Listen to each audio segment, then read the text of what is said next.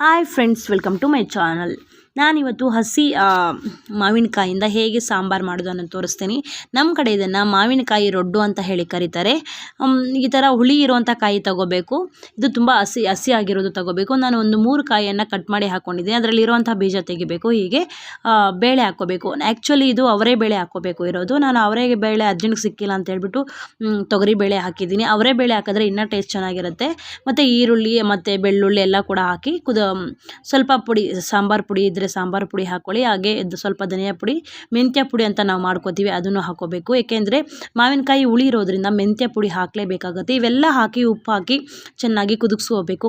ಖಾರದ ಪುಡಿ ಕೂಡ ಹಾಕ್ಕೋಬೇಕು. ಚೆನ್ನಾಗಿ ಒಂದು 2-3 ವಿಸಿಲ್ ಬರೋವರೆಗೂ ಬೇಯಿಸ್ಕೋಬೇಕು. ಅದಾಗಿದ ತಕ್ಷಣ ಒಗ್ಗರಣೆ ಹಾಕಬೇಕು. ತುಂಬ ಟೇಸ್ಟಿಯಾಗಿರುತ್ತೆ. ರೈಸ್ಗಾಗಿರ್ಬೋದು, ಮುದ್ದೆಗಾಗಿರ್ಬೋದು ತುಂಬ ಚೆನ್ನಾಗಿರುತ್ತೆ. ಯಾರಿಗೆಲ್ಲ ಇದ್ರ ಬಗ್ಗೆ ಈ ಥರ ಒಂದು ರೊಡ್ಡು ಅನ್ನೋದು ಗೊತ್ತಿದ್ದರೆ ಕಾಮೆಂಟ್ ಮಾಡಿ. ವಿಡಿಯೋ ಇಷ್ಟ ಆದರೆ ಲೈಕ್ ಮಾಡಿ.